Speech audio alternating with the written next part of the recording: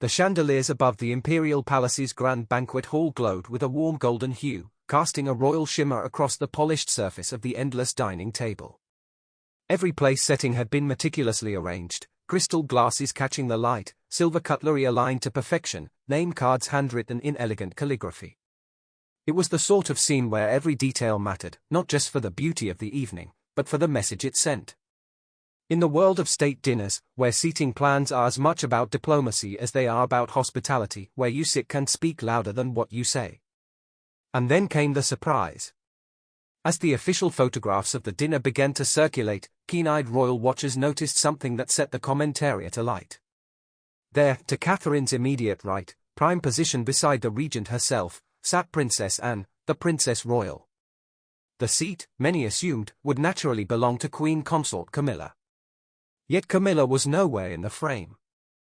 No glimpse of her at the far end of the table, no candid shots from the evening, no quiet moments captured between courses. She was simply absent. It was an omission that could not be ignored. In the tight-lipped realm of royal protocol, such absences are rarely accidental. State dinners follow rules, layered, ancient, and deliberate. If Camilla had been present, she would have been positioned to reflect her status. If she was not there, the absence would be noted, questioned, and, inevitably, interpreted. The British press moved quickly, but cautiously. Initial headlines referred to a streamlined delegation and an adjusted seating arrangement due to protocol. But beyond the polite language, speculation began to simmer. Was Camilla's absence the result of a scheduling formality dictated by Japanese state etiquette? Or had this been a deliberate choice, one calculated to place Catherine and Anne side by side in one of the most photographed moments of the visit? Meanwhile, social media exploded. Hashtags like #TokyoSnub and #WhereIsCamilla trended overnight, with side-by-side comparisons of past dinners showing her seated prominently alongside Charles or Catherine. Theories multiplied, each more tantalizing than the last. And through it all, the palace maintained its silence. In the images from that night, Catherine and Anne appear entirely at ease, leaning toward each other in conversation, the glow of the chandeliers framing them like a portrait. Whatever their exchange, it was a picture of unity, and a picture that told its own story. In the space where Camilla should have been, there was nothing but empty air, and in the silence that followed, a question lingered: was this simply protocol? Or something far more deliberate? Behind the closed doors of royal protocol, there are reasons for everything, reasons rarely explained to the public, and even more rarely told in full. The absence of Queen Consort Camilla from the Tokyo state dinner could, on the surface, be attributed to nothing more than the rigid choreography of diplomatic etiquette. After all, foreign state visits follow their own precise hierarchies, and seating arrangements are often determined months in advance in consultation with the host nation. Perhaps, some argued, her omission from the head table was simply a matter of protocol, the emperor and empress, the regent, the princess royal, those with direct roles in the evening's diplomacy, taking precedence. But that explanation, while tidy, did little to quiet the murmurs. Camilla has attended countless state dinners in the past, many of them in countries with equally strict ceremonial rules. Why, then, would she not appear anywhere in the official seating plan? Palace aides offered no statement, fueling speculation rather than quelling it. For the press, the vacuum of information was an irresistible invitation to fill the space with possibilities. One theory, whispered first among royal correspondents, then amplified online, was that the absence was strategic. Catherine's profile on the world stage is rising sharply, bolstered by her role in the UK, Japan Pact and her poised appearances alongside Emperor Naruhito. Seating her beside Anne, rather than Camilla, created a tableau of strength and continuity, two working royals with reputations for diligence, positioned at the symbolic heart of the evening. For supporters of Catherine's growing authority, it was a masterstroke of optics.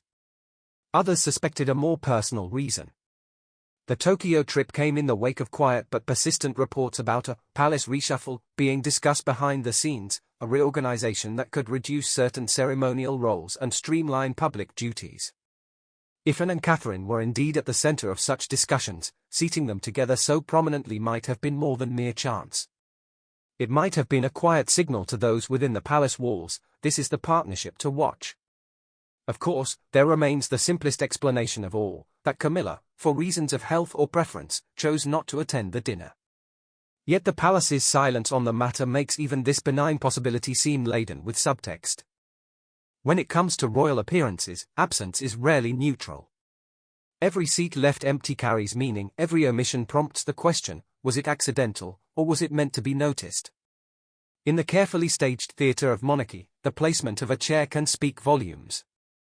And on that night in Tokyo, the empty space where Camilla might have been became the loudest message of all. By the time the royal party departed Tokyo, the photographs from the state dinner had already been dissected frame by frame, pixel by pixel. In newsrooms from London to Sydney, editors debated the angle of the story, whether to treat it as a matter of protocol or as the latest chapter in a quietly unfolding drama inside the House of Windsor. For the public, the images had already taken on a life of their own. Catherine and Anne, side by side in the warm glow of the banquet hall, projected an unshakable air of unity. And in that carefully composed image, the absence of Camilla had become impossible to ignore. The implications were far-reaching. If the seating plan had been nothing more than a quirk of protocol, then the moment would fade quickly from the headlines. But if it had been deliberate, a sign of shifting alliances within the royal hierarchy, then Tokyo might one day be remembered as a subtle turning point, a night when the balance of public attention, and perhaps influence, began to tip decisively toward Catherine. Behind the palace gates, those implications would not be lost. Seating arrangements are never just about where one dines, they are about who is seen, who is heard, and who is framed in the lens of history. By placing Anne in such a visible position beside Catherine, the tableau hinted at a future where the two women might serve as the monarchy's dual anchors, a pragmatic veteran and a modernizing visionary, while Camilla's role receded quietly into the background. Yet such changes rarely happen without consequence. Camilla's supporters within the court would see the omission as a slight, intentional or not. To them, her absence could signal a calculated move to diminish her standing at high-profile events, reducing her visibility both domestically and abroad. And with every whispered theory, every speculative headline, the possibility of quiet resentment brewing behind closed doors grew stronger. The palace, as always, would remain silent. Official schedules would roll on, public smiles would be maintained. But in the minds of those who follow the rhythms of royal life, the question would linger long after the toasts had been made and the lights of Tokyo had faded from memory. Was this the beginning of a gradual redefinition of roles, or merely an isolated incident, inflated by the imagination of a watchful world? History has shown that in the monarchy, the most significant shifts often begin not with grand declarations, but with small, seemingly inconsequential gestures. A handshake, a glance, or a seat left empty at a table where the whole world is watching.